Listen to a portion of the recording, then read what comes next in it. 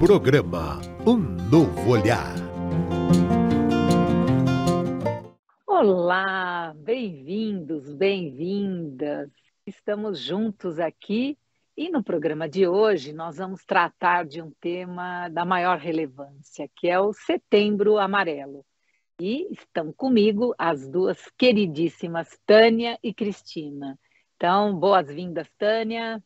Boa tarde a todos, é um prazer enorme nós estarmos aqui novamente juntos e principalmente para falar sobre esse tema tão importante para a sociedade dentro do coletivo. Muito bem, então hoje nós estamos aqui, com esse tema e eu vou começar perguntando para a Tânia a questão dos jovens, a questão das novas gerações. E vou te perguntar que desafios que você tem percebido e como compreender os desafios das novas gerações, Tânia? As novas gerações, o título já traz esse grande desafio para todos nós, né? Porque eles estão de uma forma modificada, não são os jovens do passado, que não questionavam, que não traziam suas questões, e hoje esse movimento de autoafirmação, de compreender os desafios que eles também atravessam, esse é o grande desafio dessa sociedade que tem uma outra forma de pensar, que não está ainda linkada com essa mídia que nós temos, uma avalanche da mídia, de informações, né, inclusive, e de jovens que traz muito mais entendimento e compreensão, que destoa um pouco com o que nós temos dessa juventude do passado. Então, esse, para nós, está sendo o grande desafio, o grande mote da sociedade na atualidade. A mesma questão para você, mas agora ampliando um pouco mais, a gente pode afirmar, então, que os jovens eles têm uma forma mais específica de se comunicar, Cris? Então, eles modificaram muito a linguagem, né? A gente percebe como profissionais, e eu como mãe, nesse momento, né? A gente percebe muito uma mudança, né? Esse contato com a inteligência artificial, com as redes sociais, fazem esse questionador querer saber coisas que muitas vezes está muito distante dos pais nesse momento, né? Então, a comunicação deles é muito diferente, eles querem entender muitas emoções, e talvez seja a maior dificuldade entre gerações nesse momento, né? Um grande abismo, porque a minha geração não se falava tanto em sentimento e emoção, né? E a geração atual quer entender como eles sentem. Então, há um abismo aqui, muitas vezes, nessa troca com os pais. Como é que você vê essa questão da comunicação, Tânia? Mesma pergunta aí. Como é que você vê essa, entre as gerações, como é que você percebe essa maneira deles se comunicarem, influenciado muito pelas redes sociais, pelas mídias, pelas telas? Como é que você vê essa questão? A questão em si, Delmar, é que o jovem, ele busca o seu momento do silêncio, né? Isso é um caminho natural da juventude. Então, quando ele faz esse movimento, nem sempre ele está se colocando num ponto de solidão, né? A gente costuma dizer até que ele está colocando num momento de solitude, que é do seu pensar, da sua autoafirmação, das suas escolhas, né? E é nesse momento que tem alguns pequenos desencontros, assim poderíamos dizer. Ele não está propriamente se afastando do seu meio social familiar, mas ele está buscando o seu momento de se encontrar, né? E aí esse jovem, ele tem, como disse a Cris, esse olhar que é um abismo entre ele e essa comunicação dentro da família, né? E um dos assuntos que hoje mais permeia dos desafios da juventude é justamente esse. É esse jovem conseguir identificar o que ele está sentindo, qual é a emoção que está passando e perpassando nos seus momentos de desafios sociais, de se encontrar com uma turma, se encontrar com alguns pensamentos que às vezes eles atendem às expectativas e às vezes eles não estão combinando com essas solicitações sociais. Então, está sendo um maior desafio dessa comunicação, é ele conseguir expressar o que ele está sentindo. Eu lembro que há mais de 30 anos, né, a neurolinguística trouxe para a gente a questão das porcentagens, né, que mais de 90% é o teu corpo que fala. E eu percebo isso, por isso que eu quis trazer o tema, porque a linguagem corporal ela ganha muita relevância, principalmente quando as palavras são escassas. Por isso que eu quis trazer a história das telas e das mídias, e muitos ficam muito tempo imersos nesse mundo virtual, e aí fico pensando quanto a linguagem corporal ela ganha uma maior relevância ainda dentro dessa nova geração, né? São adolescentes que valorizam mesmo as imagens, né? Porque você fala em tela, você tem ali imagens e gestos também, né? As interações sociais, elas vão, o tipo de cumprimento, é muito corpo ali falando, né? Mas agora eu gostaria de trazer a questão de, já falamos aí de alguns desafios, como é que vocês veem, e agora já de cara como lidar, então, com esses desafios. Como é que, eu sei que são muitos caminhos, né? Mas como é que compreendemos e acompanhamos essas novas gerações, Cris? Aproveitando, né, essa colocação sobre a questão corporal, que é fundamental, né, uma questão muito importante é que eles têm ficado muito tempo dentro das escolas sentados, né, então essa contenção corporal que eles têm, tem um estudo de um grande psicanalista atual, Dr. George Forbes, que chama a Geração Mutante. Ele fez essa pesquisa da importância, por exemplo, das raves para a liberação emocional, porque as palavras não acompanham. Então, a dança, o trabalho com práticas como yoga, tai chi, as próprias atividades, por exemplo, de luta, né, karatê, judô, atividades esportivas são importantes para eles poderem extravasar as emoções, extravasar e se relacionar.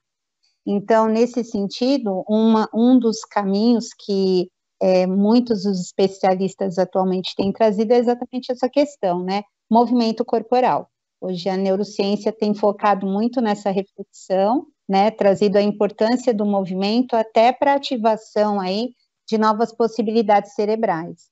Então, um caminho, uma alternativa é uma atividade corporal, seja atividades de competição ou de autoconhecimento, é saudável, de acordo com o perfil ali do adolescente. Não focando só nos adolescentes, mas por que é tão importante compreender a linguagem corporal, a linguagem verbal, né, dos gestos, né, das diversas fases aí, e já fazendo algum link aí com esse Setembro Amarelo, Tânia? Quando a gente fala de desenvolvimento, linha de desenvolvimento, a gente tem alguns olhares muito importantes, né? Começando pela neurociência. Do 0 aos 3 anos é a primeira infância, chamada primeira infância, na etapa do desenvolvimento. Em matéria de neurociência, nós temos aí um tempo que nós temos que trazer o desenvolvimento máximo que nós conseguirmos antes da primeira poda neural, né? A poda neural, que se chama, é quando os neurônios não foram muito bem elaborados, não foram ativados, não houve uma estimulação para essa criança, para que ele possa trazer o máximo de desenvolvimento cerebral, né? É uma fase natural para todos nós, seres humanos, quando a gente fala de poda neural. E ela ocorre algumas vezes ao longo da nossa vida. Quando a gente faz um olhar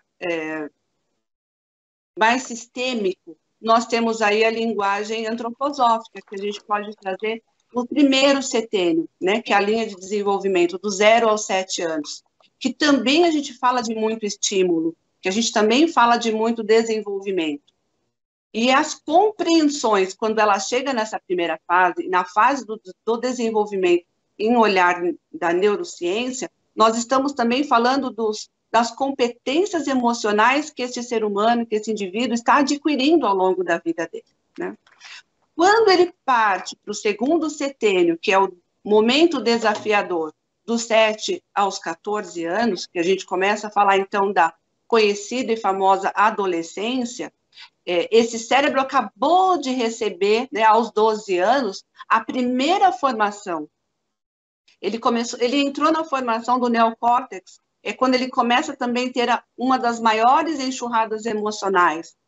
Tivemos lá na primeira infância, né? Onde nós tínhamos aquele olhar da criança birrenta, da criança que não tinha um comportamento que os pais dizem ser adequado, né? Mas é uma criança que está só experimentando as emoções no seu corpo. São os hormônios, são os neurotransmissores, que vêm numa velocidade, numa quantidade que o cérebro em formação não dá conta. E quando ele entra nesse período da adolescência, ele também está aprendendo a linguagem da nomeação e da identificação corporal. Por isso que muitas vezes a gente vê algumas manifestações que a gente julga ser comportamentos agressivos e de se mostrar agressivamente. E não é isso. Ele só está tentando se compreender e se encaixar na sociedade. Que são muitas cobranças, que são muitas solicitações, que às vezes ele não está adequadamente formado para atender a esse grande pedido de comportamentos que se faz na sociedade. Então, corporalmente, nós temos que ter, eu acho que a palavra que cabe hoje para todos nós é delicadeza e é gentileza com essa geração, né? E nós hoje temos a oportunidade, através de estudos, de observar o quanto nós precisamos realmente ser gentis. Porque nós também estamos assistindo tantos adultos que já estão na sua fase adulta, madura, que ainda não têm essa compreensão emocional, né? O que dirá desse adolescente, que está perpassando por esse caminho de desafios que todos nós passamos. Uns com facilidade, outros com menos facilidade. E já trazendo aqui um passo de contribuição, porque eu tenho observado antes a ansiedade, ela não se percebia tanto em crianças e adolescentes. E agora, crises de ansiedade perpassam todas as idades, de todas as condições socioeconômicas, culturais e tudo mais, e familiares. Então, como contribuir nessas crises de ansiedade, Cris? O primeiro ponto a avaliar que uma crise de ansiedade vem das emoções primitivas, né? Medo, raiva e a questão do nojo, da repulsa. Essas três emoções levam o indivíduo a estar ansioso diante da realidade que está vivendo. Nós passamos pelo período da pandemia, que é um período que trouxe muita insegurança, né? As pessoas ainda continuam inseguras e as pessoas, os seres humanos em geral, da criança até o adulto. A gente está ouvindo e até acompanhando muitos casos de problemas na escola. Teve uma questão, acho que na escola de Pernambuco, 20 adolescentes, né, tiveram uma crise de ansiedade coletiva, crônica, foi chamado ao hospital. Para lidar com eles, tiveram que levar para o hospital, porque essas crianças não conseguiam respirar. Então, um dos pontos importantes é que todos nós, coletivamente, sentimos inseguro. E quando estamos inseguros, nós estamos operando ou no medo, ou na raiva, ou nessa repulsa de não querer viver qualquer situação.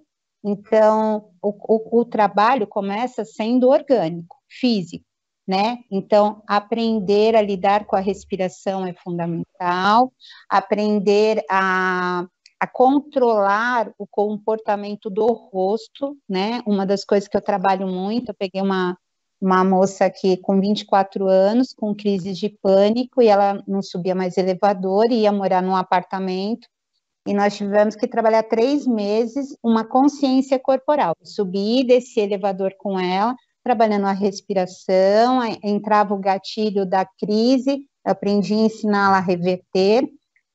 O olhar é fundamental. Quando eu estou com o olhar instalado, eu ativo essa ação de fuga ou luta, e isso faz com que o adolescente não consiga ainda dominar o comportamento corporal. Se os adultos em torno também não estão, então a crise vai piorando, né? Então, é fundamental atualmente a gente pensar em todas as práticas que vão do mindfulness, de controle respiratório, de atenção plena ao corpo, práticas de autoconhecimento, de consciência corporal, yoga, tai chi, temos várias técnicas, né, e a gente está trazendo até para o Instituto esse trabalho, né, de várias técnicas para auxiliar o pessoal aqui no Instituto Evoluir a lidar com esse momento a partir do corpo, porque as pessoas ficam tão focadas em mudar o pensamento, e às vezes o corpo não consegue dar a resposta porque a postura, a cabeça está elevada, os olhos estão estalados, a pessoa está com a tensão muscular tão forte que ela está contida ali, então a gente começa pelo corpo, né? Então, em algumas questões, primeiro trabalha o corpo,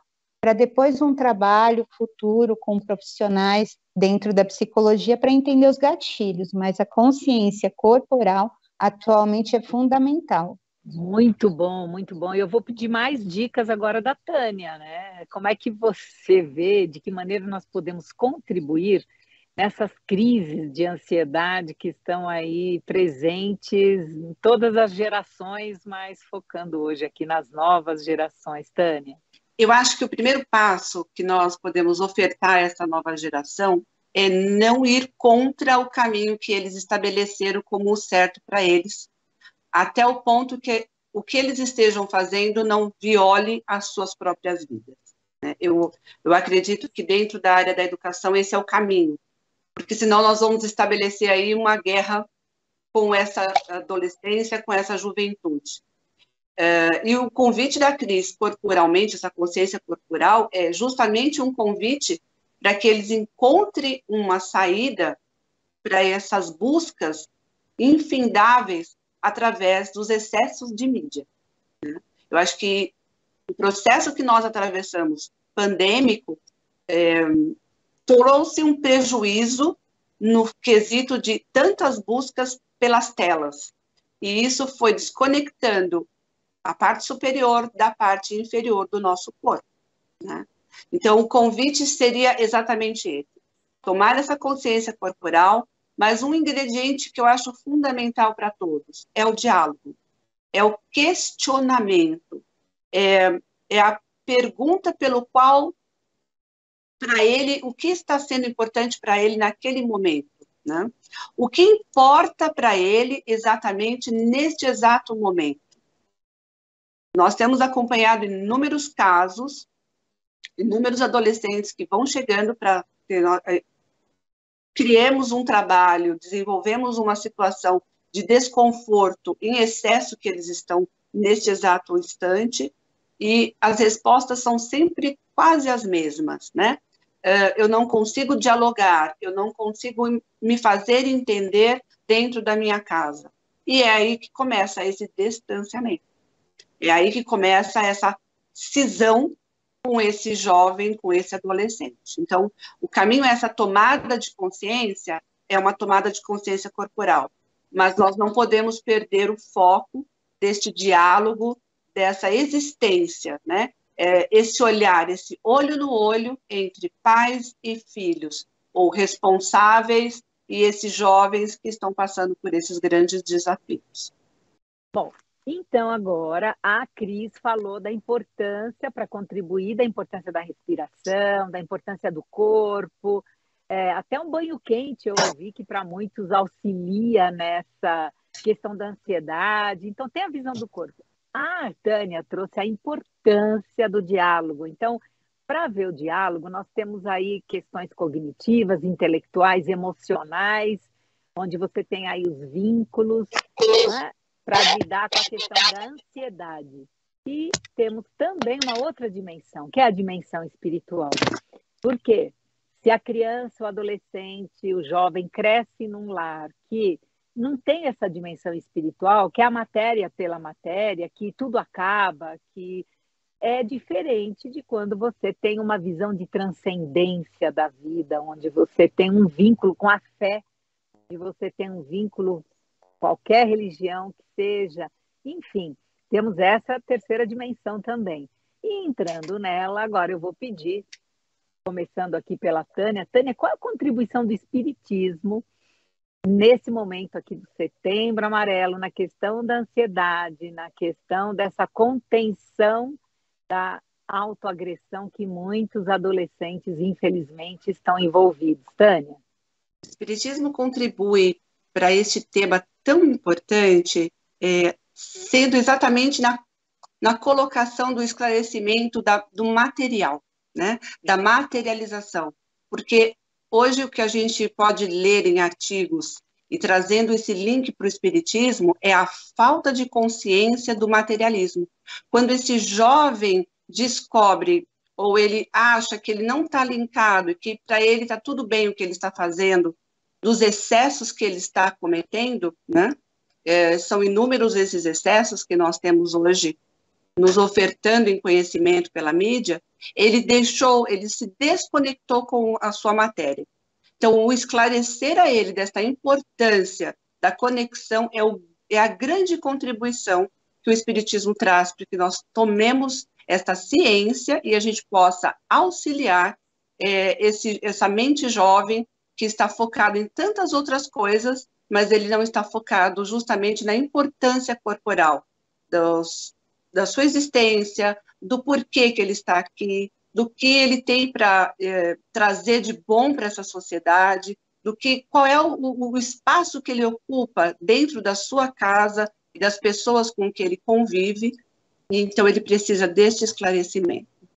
E para você, Cris, como é que você vê o Espiritismo auxiliando as novas gerações, já que a adolescência é uma época de descoberta, em todos os sentidos, é uma época de autorreflexões. Aliás, né, eu lembro da minha mãe dizendo para mim, né, ela se referindo ela generalizava, ela falava assim: vocês adolescentes acham que o mundo foi criado junto com vocês, não tinha nada antes, né? Porque, nossa. Então, eu fico aqui pensando, né, e a gente percebe em alguns esse movimento, né, tão cheios de descobertas e tão querendo tanto refletir sobre a vida. Como é que o Espiritismo, as ideias da doutrina espírita podem contribuir para essas novas gerações, Cris? Então, eu colocaria 2 pontos aqui interessantes, importantes, né? Pensando nessa condição espiritual, né? Nós sabemos que muitos espíritos que chegam como nossos filhos, entre aspas, são muito mais velhos que nós, né? Então, acho que o primeiro ponto, às vezes, a pensar é que nesse momento da adolescência, e aí eu faço uma analogia que eu gosto muito, que o doutor Adão Nonato fazia, né? Era a história das malas, né? Então, chega o espírito aqui, né? Com 3 malas, vai encarnar. Aí, do 0 aos 7 anos, abre a primeira mala, ela está vazia, né? E nessa mala é colocada a cultura. Então, aqui é fundamental a família contar suas histórias, integrar a criança nesse momento, como é a religião, a fé, independente qual seja, a língua, os aprendizados que tem com a escola inicial. Então, tudo é colocado nessa mala. Quando chega aos 7, a mala fecha, abre a segunda mala. Então, vai dos 8 aos 21 anos. Nessa mala, tá cheia de coisas. E o que é essas coisas? O que ele trouxe das outras existências, né? O que vem da outra existência? Era um músico, então é aquele que vai ter o dom da música, tocar um piano, e ninguém na família nunca tocou um instrumento, e de repente ele lá, já com 8, 9 anos, está lá tocando de uma forma linda. Começa a aparecer questões de personalidades, tanto as virtudes como os vícios. E aí é um ponto que às vezes a gente tem que considerar, e o doutor Adão sinalizava muito isso, né? Tem famílias que não permitem abrir essa mala, então ela fica segurando essa mala, para que não se abra. Então, esse excesso de controle que às vezes o pai gera por insegurança, que vem da própria situação da sociedade atual, faz com que ele não deixe o filho abrir essa mala. E aí a gente tem essa questão dos impulsos autodestrutivos, porque ele está no desespero, sentindo que ele tem que viver um processo e não consegue ali. E aí ele não consegue entender a dor dele não se expressar naquilo que nem ele entende. Essa mala fica aberta até os 21, não se fecha, e abre uma terceira mala vazia. Então, vai estar a primeira mala que estava fechada, abre, a segunda mala está aberta, na teoria, e na terceira, abre a mala vazia. Então, ele brincava, dos 21 até uns 33 anos, a gente faz a limpeza das duas malas, da infância e do que trouxe da outra existência. Você vai limpando, até que você chegar, eu quero continuar nadando, que nem meu avô ensinou, quero experimentar um outro instrumento musical. Então, ele vai movimentando e definindo ali a primeira fase de escolhas da vida dele, nessa autonomia, né? E aí eu brinco que depois disso ele vai carregar uma mochila. Então, depois dos 33, isso é por minha conta, da Cris. Aí você vai querer andar pelo mundo, você não vai querer carregar uma mala, vai ser uma mochila. Então, o ponto aqui, né, como a doutrina esclarece, é se esse ser pode ser um ser muito antigo, o que vem dessa segunda mala? Será que eu, como pai, vou conseguir acompanhar o que está nessa mala? E eu vejo que, por exemplo, o meu primeiro filho, nem eu, nem a família inteira acompanha ele, porque ele tem o sonho de ser mestre de um artesão em madeira. Não temos ninguém na família que chegue perto disso. E ele agora, com 24 anos, vem traçando a carreira dele, né? Ele vem definindo muito bem. Mas ele só consegue porque eu consigo entender que eu não acompanho e levo nos lugares que alguém acompanha ele, né? Então, é o ponto fundamental, às vezes, dos pais entenderem. Às vezes, nós não vamos entender, não temos resposta para tudo, mas alguém vai ter. Então, vai buscar, né? Isso vai auxiliar muito até nessa comunicação do que você não entende sobre esse caminho. Muito bom, muito bom. E você trouxe um ponto que é quando vem do passado, né? Então, muitas crises, às vezes, não estão na família. Você fala assim, poxa, mas a família é relativamente tranquila, ela acolhe, ela, né, tem um acolhimento, ela tem uma compreensão, mas ali a criança, o adolescente continuam trazendo a questão. Muitas vezes vem do passado, Tânia, como é que as existências anteriores, elas interferem, influenciam nessa existência atual e em todos esses temas que o Setembro Amarelo nos traz como reflexão. O Espiritismo nos dá a oportunidade de fazer essa grande observação na experiência de trazer o esclarecimento, que ele não é só corpo, né? A gente tem que trazer o esclarecimento de que ali habita um espírito. E essa é a grande oportunidade, né? Quando a Cris faz uma analogia com as malas e a mochila, é muito interessante porque a gente pode trazer na linguagem deles a compreensão de que dentro desse compartimento vem essa essência. E essa essência é a essência do espírito, né? Um olhar mais aprofundado do estudo, a gente tem informações de que quando reencarnamos, nós temos até o 3º, 4º ano para sedimentar essa encarnação, né? Então, essa criança, ela tem, através de, quando nós trouxemos lá a explicação do desenvolvimento dessa criança, é justamente aí que nós vamos começar a fazer a grande lapidação, né, das informações que vieram de um passado e o que ele está recebendo na novidade, nessa nova oportunidade de encarnação. E a partir dos 4 até os 7 anos, por isso que quando a gente fala de setênio, é muito importante ter isso muito bem esclarecido, aos 7 anos é quando sedimenta a encarnação deste indivíduo.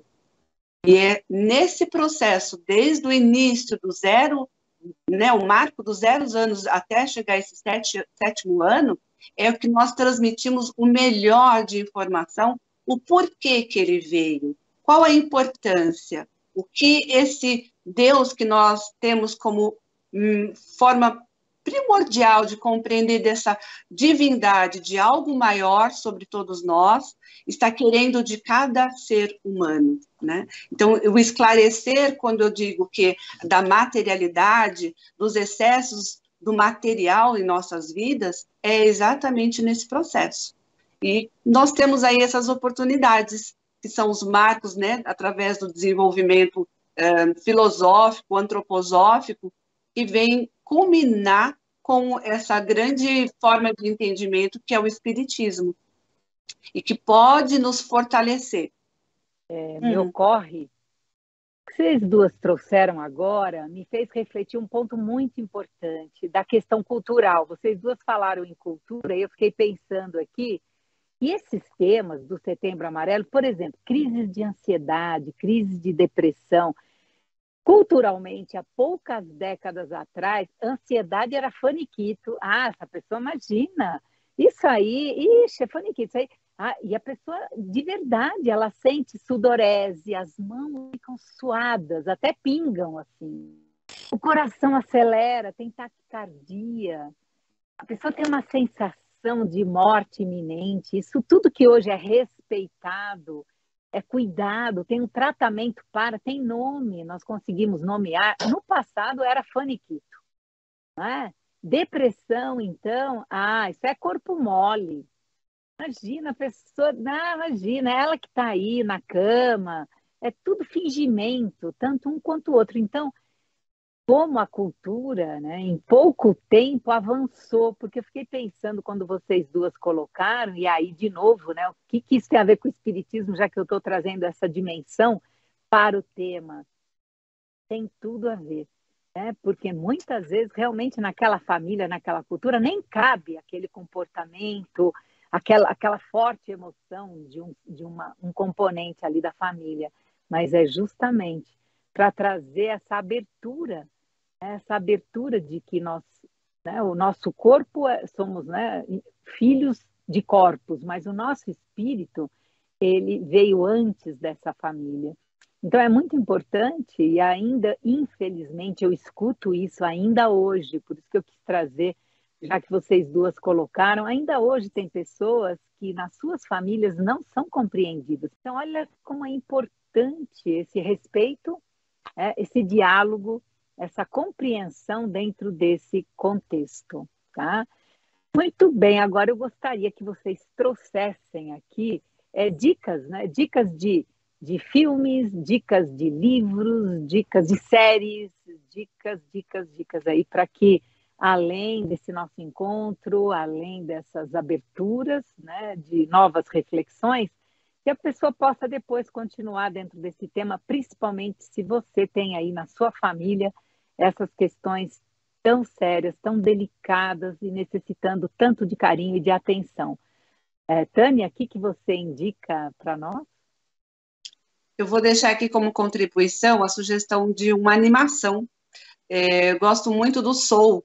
Ele traz um entendimento sobre os questionamentos, a essência do ser humano, e ele tem um fechamento muito bacana que eu acho que vai contribuir bastante para esse tema que nós conversamos hoje.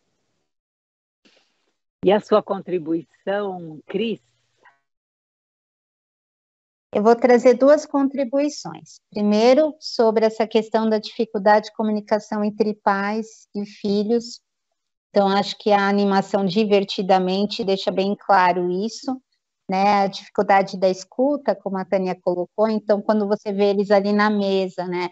O pai numa emoção, a mãe na outra emoção, e a criança ali na outra emoção, né? Você percebe o quanto é difícil a interação e a comunicação e um apoiar o outro ou compreender o outro no momento. Então, eu acho que é pertinente atualmente essa animação. Outra indicação é um livro, principalmente para os pais com adolescentes, né? E até para o contexto dos adultos hoje entender essa transição que a gente está vivendo. Então, o livro de um historiador, 21 lições para o século XXI, né, de Yuval Harari. Esse livro é excelente nessa condição importante, né, sobre os pilares que a gente precisa, né, que é a meditação, né, essa comunicação não violenta, né, então ele fala dessa importância de saber trazer a comunicação, não tornando tudo pessoal. Ele vai trazer essa potência da criatividade que vem do adolescente atualmente e que nós adultos não fomos muitas vezes estimulados no passado e a gente não compreende essa nova fase, e a importância da conexão, né? Outro ponto que eu colocaria, que ele coloca, que eu acho que é importante deixar aqui, que a gente está se perdendo muito, ele fala assim, tem olhar no macro, Então, quando você olhar a informação, não tem problema de você olhar a informação nesse todo, né? O que está acontecendo no mundo? Mas ele deixa bem claro que atue no micro, na comunidade onde você está, onde as suas mãos podem tocar, aonde de verdade você vai fazer a diferença e afetar.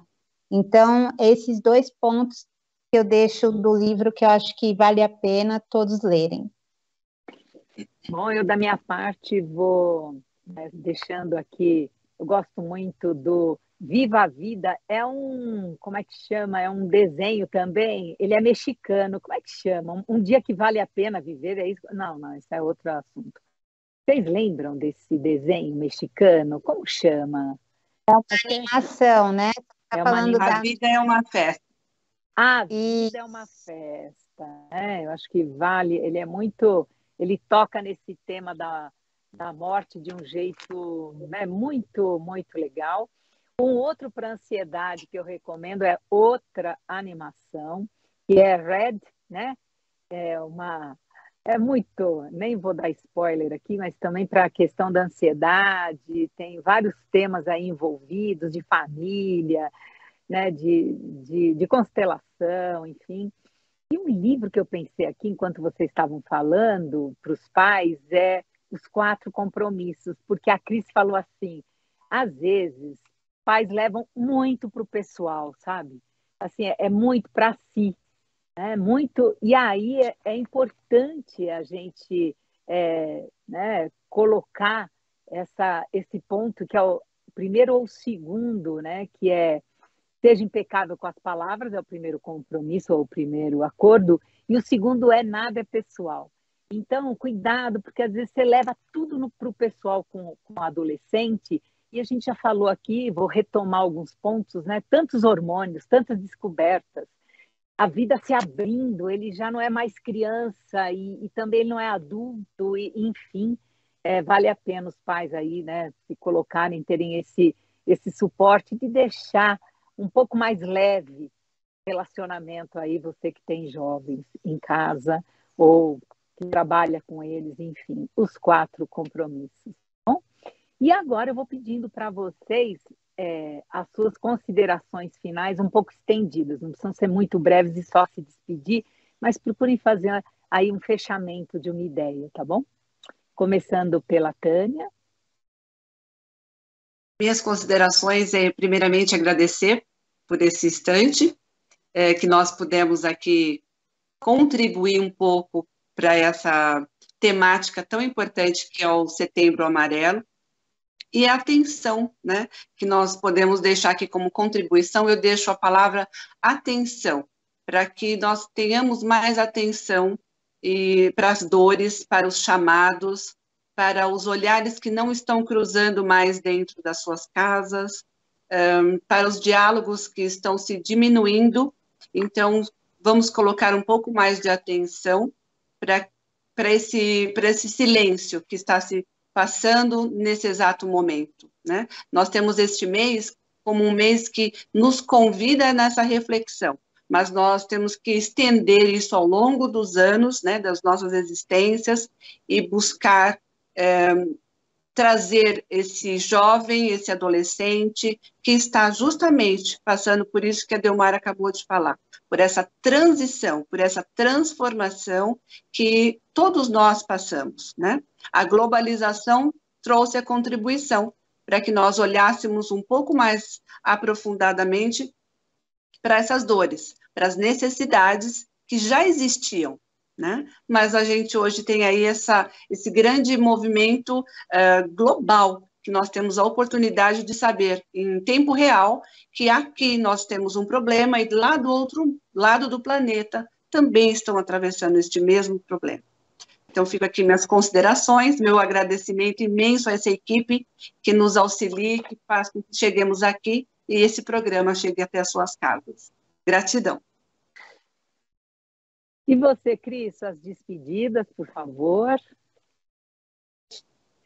Eu quero agradecer por estar aqui e fazer um convite, né? O Instituto Evoluir, né, vai oferecer palestras ao longo do mês de setembro, Toda semana teremos uma palestra sobre ansiedade e depressão e que profissional procurar. Então, a gente vai estar aqui tirando dúvidas, fazendo esclarecimentos, né?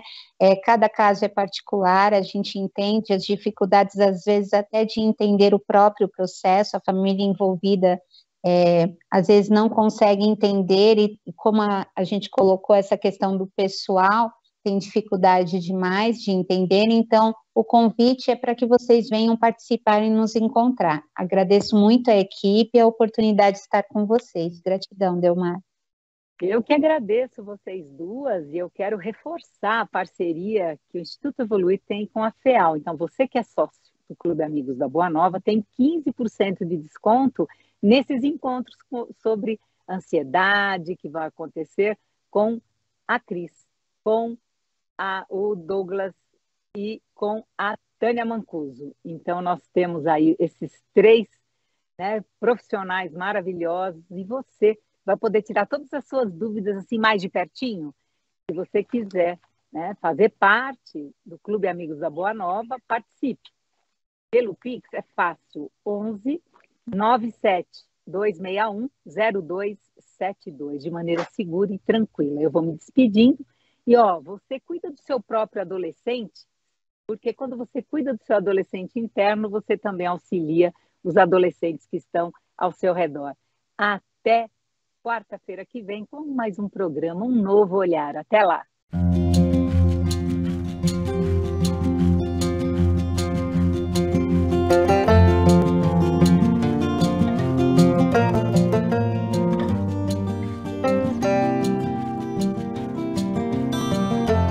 Você acompanhou Um Novo Olhar.